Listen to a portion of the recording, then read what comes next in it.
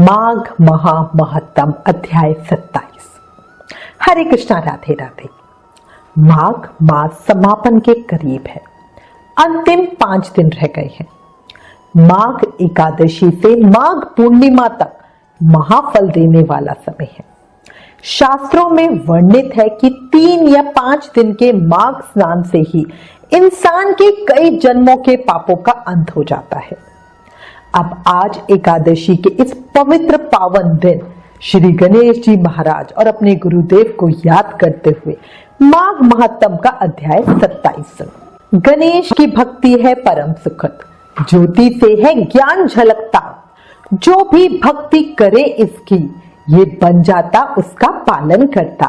बोलो गणेश जी महाराज की जय। बिना गुरु नहीं होता जीवन साकार, सर पर होता जब गुरु का हाथ, तभी बनता जीवन का सही आकार। गुरु ही है सफल जीवन का आधार। बोलो गुरुदेव महाराज की जय। कल माघ महामहत्तम के अध्याय 26 में ब्राह्मण कन्याएं जो यमराज के वरदान से वापस जीवित हुई थी, वो सबको नरक का वर्णन बता रही थी। अब आगे सबसे पहले कन्याएं बताती हैं कि पापी जीवों को मार्ग में क्या क्या यातनाएं दी जाती हैं।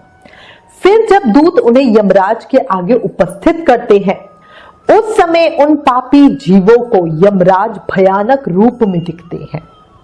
उस समय भगवान यमराज और चित्रगुप्त उन पापियों को धर्मयुक्त वाक्यों से समझाते हुए बड़े जोर जोर से फटकारते हैं और कहते हैं, ओ खोटे कर्म करने वाले पापियों, तुमने दूसरों के धन हड़प लिए हैं और सुंदर रूप के घमंड में आकर पराई स्त्रियों के साथ व्यभिचार किया है। मनुष्य अपने आप जो कुछ कर्म करता है उसे वो स्वयं ही भोगने पड़ते हैं। फिर तुमने अपने ही भोगने के लिए इतने पाप कर्म क्यों किए और अब अपने कर्मों की आग में जल के इस समय तुम इतने दुखी क्यों हो रहे हो? भोगो अपने उन कर्मों को और इसमें दूसरे किसी का दोष नहीं। ये हम सबको भी याद रखना चाहिए। उसके बाद यमराज फिर कह रहे हैं, ये राजा लोग भी अपने भयंकर कर्मों से प्रेरित हो मेरे पास आए हैं। इन्हें अपनी खोटी बुद्धि और बल का बड़ा घमंड था। अरे ओ दुराचारी राजाओं, तुम लोग प्रजा का सर्वनाश करने वाले हो। अरे थोड़े समय तक रहने वाले राज्य के लिए तुमने इतने पाप क्यों किए? राज्य के लोभ में पड़कर मोहवश बलपूर्वक अन्याय से जो तुमने प्रजाजनों को दंड दिया है, इस समय उसका फल यहां भोगो। अब बताओ, कहां है वो राज्य और कहां गई वो रानी जिसके लिए तुमने इतने पाप कर्म किए थे? अब तो सब छोड़कर तुम अकेले ही यहां खड़े हो। यहां वो बल भी नहीं दिखाई देता जिससे तुम प्रजाओं का विध्वंस किया करते थे। इस समय यमदूतों की मार पड़ने पर कैसा लग रहा है? इस तरह नाना प्रकार के वचनों द्वारा यमराज के उल्हाना देने पर वो सभी राजा अपने अपने कर्मों को सोचते हुए चुपचाप खड़े हुए हैं। इस प्रकार राजाओं से धर्म की बात कहकर धर्मराज उनके पापों की शुद्धि के लिए अपने दूतों से इस प्रकार कहते हैं, ओ चंड, ओ महाचंड, तुम इन राजाओं को पकड़ के ले जाओ और नरक की आग में डालकर इन्हें पापों से शुद्ध करो। तब ये दूत उन राजाओं के पैर पकड़कर उन्हें बड़े वेग से आकाश में घुमाकर ऊपर फेंकते हैं। फिर पूरा बल लगाकर तपाई हुई शिला पर जोर से पटकते हैं। शिला पर गिरने से उनका शरीर चूर चूर हो जाता है। उसके बाद पाप की शुद्धि के लिए उन्हें नरक के समुद्र में डाल दिया जाता है। इस पृथ्वी के नीचे नरक की 28 कोटियां हैं। वे 7वें तल के अंत में भयंकर अंधकार के भीतर स्थित है।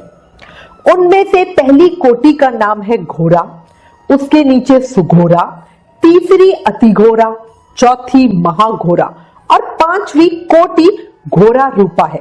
कोटि का मतलब है लेवल, जिसको हम फ्लोर्स भी कह सकते हैं। छठी का नाम है तरल तारा, 7वीं का नाम भयानका, 8वीं कालरात्रि और 9वीं का नाम भयोत्कटा। उसके नीचे 10वीं कोटि चंडा है, उसके भी नीचे महाचंडा है। 12वीं का नाम चंड कोलाहला है। उसके बाद प्रचंडा, नरनायिका, कराला, विकराला और व्रजा है। 3 अन्य नरकों के साथ व्रजा की 20वीं संख्या है। इनके सिवा त्रिकोण, पंचकोण, सुदीर्घा, परिवतुला, सप्तभौमा, अष्टभौमा, दित्ता और माया, ये 8 और। इस प्रकार नर्क की कुछ 28 कोटियां बताई गई हैं। अब इन कोटियों के 5-5 नायक हैं। जैसा पहले रौरव है, जहां देहधारी जीव रोते हैं। दूसरा महारौरव है, जिसकी पीड़ा से बड़े बड़े जीव भी बिलक बिलक कर रोते हैं। तीसरा तम, चौथा शीत और 5वां उष्ण है। ये प्रथम कोटि के 5 नायक माने गए हैं। इसी तरह अन्य कोटि के भी 5-5 नायक हैं। इस तरह कुल मिलाकर 140 नरक माने गए हैं। इन सब में पापी मनुष्य अपने अपने कर्मों के अनुसार डाले जाते हैं और जब तक भांति भांति की यातनाओं द्वारा उनके कर्मों का भोग समाप्त नहीं हो जाता, तब तक वे उसी में पड़े रहते हैं। जैसे स्वर्ण आदि धातु तब तक उसकी मैल ना जाए तब तक आग में तपाए जाते हैं, इसी प्रकार पापी मनुष्य भी पाप खत्म होने तक नरकों की आग में शुद्ध किए जाते हैं। इस प्रकार कलेश सहकर जब वे शुद्ध हो जाते हैं, तब शेष कर्मों के अनुसार पुनः इस पृथ्वी पर आकर जन्म ग्रहण करते हैं। माताओं, हमने यमलोक में इतना ही देखा। वहां पापियों को बड़ी भयानक यातनाएं दी जाती हैं। वहां ऐसे ऐसे नरक हैं जो ना कभी देखे गए और ना कभी सुने गए। वहां दी जाने वाली सभी यातनाओं को ना हम जान सकती हैं ना देख सकती हैं। इस पर माताएं बोली, बस बस इतना ही बहुत हुआ, अब और रहने दो। इन नरक यातनाओं को सुनकर हमारे सारे अंग शिथिल हो रहे हैं, हृदय में भय छा रहा है। तुम्हारी बातों को याद करने से ही मन सुधबुध खो रहा है। कन्याओं ने कहा, माताओं, इस परम पवित्र भारतवर्ष में जो हमें जन्म मिला है वो अत्यंत दुर्लभ है।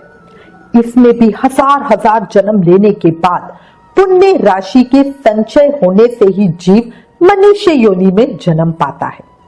परंतु जो माघ स्नान में तत्पर रहने वाले हैं, उनके लिए कुछ भी दुर्लभ नहीं है। उन्हें यहाँ ही परम मोक्ष मिल जाता है और भोग सामग्री भी सुलभ होती है। भारतवर्ष को कर्म भूमि कहा गया है। अन्य जितनी भूमियां हैं वे भोग भूमि मानी गई हैं। यहाँ यति तपस्या और याजक यज्ञ करते हैं तथा यहीं पर लौकिक सुख के लिए श्रद्धापूर्वक दान दिए जाते हैं। कितने ही धन्य पुरुष यही माघ स्नान करते तथा तपस्या करके अपने कर्मों के अनुसार ब्रह्म, इंद्र, देवता का पद प्राप्त करते हैं। यह भारतवर्ष सभी देशों में श्रेष्ठ माना गया है, क्योंकि यही मनुष्य धर्म तथा स्वर्ग और मोक्ष की सिद्धि कर सकते हैं। जिस जीव ने मानव जीवन पाकर भी अपनी आत्मा का कल्याण नहीं किया, वो महामूर्ख है। कितने ही काल और योनियों के बाद जीव मानव जीवन प्राप्त करता है। इसे पाकर ऐसा करना चाहिए जिससे कभी नरक में ना जाना पड़े। देवता लोग भी ये अभिलाषा करते हैं कि हम लोग कब भारतवर्ष में जन्म लेकर माघ मास में प्रातः काल किसी नदी या सरोवर के जल में गोते लगाएं। माघ महामहत्तम अध्याय 27 समाप्त। इस अध्याय में स्पष्ट रूप से बताया गया है कि जो इस मानव जीवन का फायदा उठाकर पुण्य कर्म नहीं करते वो महामूर्ख है। और जो ये कथा सुन रहे हैं, माघ स्नान कर रहे हैं, वो समझ लें कि उन पर श्री कृष्ण की साक्षात कृपा है। इस कृपा को ऐसे ही बढ़ाते रहना है और अधिक से अधिक शुभ कर्म करते रहना है। आगे की कथा कल माघ महामहत्तम के अध्याय 28 में सुनेंगे। एक चीज बता रही हूं, वक्त बदलते देर नहीं लगती, इसलिए कभी हद से ज्यादा फूलो मत और अपने को कभी भूलो मत। जीवन क्षणभंगुर है, अभी है और अभी नहीं। कलयुग का बैंक बैलेंस तो हम बढ़ा रहे हैं, पर ऊपर के अकाउंट का सोच भी नहीं रहे। कर्मों के अलावा कुछ साथ नहीं जाएगा, ये दिमाग में बिठा लो। अभी भी समय है, ज्यादा से ज्यादा नाम जाप करके जन्म मृत्यु के चक्र से मुक्ति पालो। हर समय, हर पल, हर सांस के साथ प्रेम से, मन से, भाव से जाप करते रहो। हरे कृष्ण कृष्ण कृष्ण हरे हरे, हरे राम राम राम हरे हरे। याद रखो, कलयुग केवल नाम धारा, नाम जाप से ही कृष्ण प्रेम और भक्ति मुक्ति पाई जा सकती है। अंतिम 5 दिन रह गए हैं। माघ महात्म की इन वीडियोस को ज्यादा से ज्यादा शेयर करो ताकि और लोगों को भी माघ मास का प्रभाव पता लग सके। Please like, share and subscribe. Thank you. Hare Krishna.